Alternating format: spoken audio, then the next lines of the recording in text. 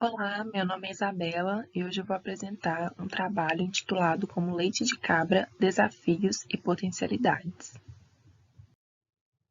Bom, nos últimos anos houve um aumento significativo na produção mundial do leite caprino, sendo que nos últimos 50 anos essa produção mais que dobrou.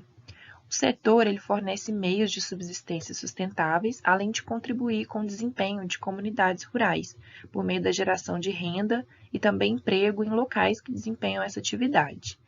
No Brasil, temos uma contribuição significativa da região Nordeste, sendo o estado da Paraíba o maior produtor do país.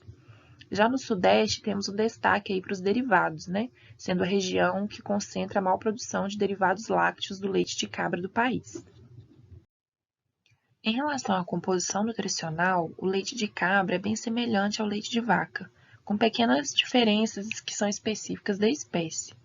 O leite caprino ele contém aproximadamente 12,2% de sólidos totais, que são divididos aí basicamente entre gorduras, proteínas, carboidratos e cinzas, que são as vitaminas e minerais. Nos últimos anos, tem sido observado, né, uma busca por novos produtos alimentícios, por uma maior saudabilidade, uma preocupação dos indivíduos em relação a isso, né? E esses quesitos eles abrem espaço, contribuem para o crescimento de setores da indústria alimentícia até então pouco explorados, né? Como por exemplo a produção do leite caprino. E com isso a gente também amplia aí para uma diversificação e a produção de derivados também é contemplada, né? Então temos aqui queijos, doces, leite em pó e iogurtes. Falando um pouco sobre a produção do leite caprino, a produção global foi estimada em aproximadamente 18,7 milhões de toneladas em 2017 pela FAO. E os pequenos ruminantes leiteiros, eles se encontram principalmente em áreas temperadas subtropicais de continentes como a Ásia e a África. Já no Brasil, as regiões que se destacam são Norte e Nordeste, principalmente a região Nordeste, onde a maior parte da produção do leite de cabra é destinado para programas de distribuição de alimentos, programas governamentais, como, por exemplo, a merenda escolar. Nessa região, a gente observa um considerável índice de informalidade no comércio desses produtos. Já no Sudeste, o cenário é mais favorável em relação à comercialização, já é possível observar maior organização. E Minas Gerais é o maior produtor da região e o terceiro maior produtor do país. Um desafio relacionado à produção do leite caprino é a produtividade, principalmente para pequenos produtores, sendo imprescindível o investimento em tecnologia. Aprofundando um pouco mais na composição nutricional do leite de cabra, temos aqui uma tabela com valores médios. A lactose, que é o carboidrato do leite de cabra, tem um percentual aí de 4,8%, seguido da gordura, 3,9%, proteína 3,1% e cinzas 0,8%. Lembrando que a composição nutricional ela pode variar de acordo com diversos fatores, como a dieta do animal, a raça, o estágio de lactação, condições ambientais, condições de manejo, dentre outros fatores, né?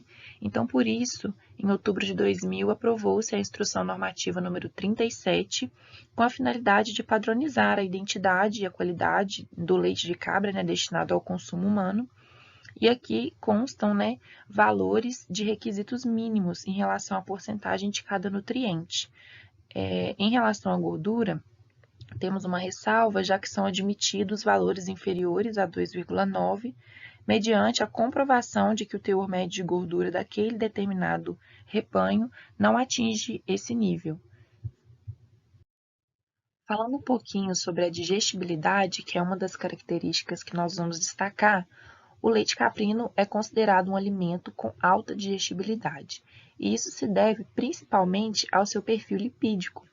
E que perfil é esse? Então, cerca de 98% da gordura do leite caprino corresponde a triacilgliceróis e o restante é dividido entre colesterol, fosfolipídios e ácidos graxos. Uma curiosidade aqui é que o sabor e odor que são característicos do leite caprino, eles se devem principalmente à presença desses três ácidos graxos, como o capróico, caprílico e o cáprico. Bom, a partir desse perfil, uma característica que a gente destaca é o tamanho dos glóbulos de gordura. Então, quando comparado com o leite de vaca, o leite de cabra apresenta glóbulos de gordura com diâmetros menores, e isso vai favorecer, né, uma melhor dispersão e, consequentemente, uma maior área de atuação, uma área de superfície para atuação das lipases, facilitando a digestibilidade. Outra característica é a hipoalergenicidade, que está mais relacionada com o perfil proteico do leite. Então, basicamente, as proteínas do leite de cabra estão divididas entre caseínas e proteínas do soro. As caseínas, elas estão presentes de forma predominante, representando aí de 60% a 80% do conteúdo proteico total, e vai compreender aí a beta-caseína, K, alfa-S1 e alfa-S2. Já as proteínas do soro representam cerca de 15% a 25% e vão compreender a beta-lactoglobulina, alfa-lactalbumina, soroalbumina, as imunoglobulinas e também a lactoferrina.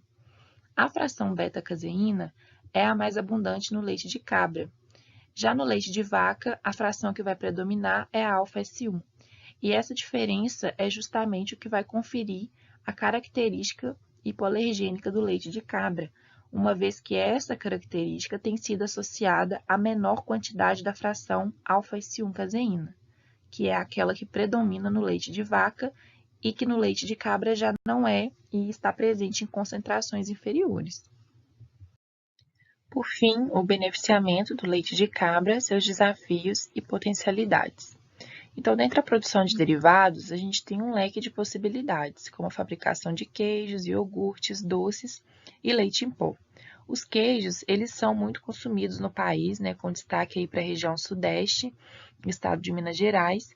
No entanto, os queijos de origem caprina, eles podem apresentar sabores mais acentuados, né, devido ao perfil lipídico do leite, sendo interessante, então, aí, alcançar consumidores que apreciam queijos com sabores mais intensos. Outro derivado que possui um grande potencial é o iogurte, principalmente devido ao baixo custo de produção.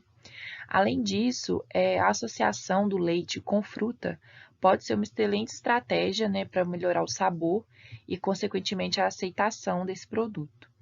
Já os doces, principalmente o doce de leite, ele é tradicionalmente consumido no Brasil, né, o que já abre portas para sua inserção em diferentes versões, e além disso ele é um derivado que não requer grande investimento para a produção, além de ter uma longa vida de prateleira. E por fim, o leite em pó, que necessita de um alto investimento, se tornando muitas vezes inviável, né, para pequenos produtores. Porém, pensando a nível de exportação, é uma excelente opção, principalmente por apresentar condições ideais de transporte e armazenamento, né, devido ao seu volume reduzido. Esse beneficiamento ele tem como principal potencialidade a agregação de valor à matéria-prima, e como desafios a gente tem a comercialização, tanto no que diz respeito ao custo quanto à aceitação de novos produtos. Para concluir, então, existe um potencial de mercado aí a ser explorado. As inovações tecnológicas são imprescindíveis, principalmente para o aumento da produtividade, consequentemente redução de custos, o que pode otimizar a comercialização. A ampliação do conhecimento a respeito do alimento é muito interessante, como por exemplo em relação aos benefícios para a saúde, o que pode aumentar aí a aceitação e o interesse da população. Além disso, a produção de derivados, né, vai agregar valor à matéria-prima, uma diversificação e uma popularização também do consumo. E, por fim, o investimento nessa área, nesse setor, principalmente em relação aos pequenos produtores, vai contribuir para a geração de renda e emprego em comunidades rurais que desempenham essa atividade. As referências e obrigada.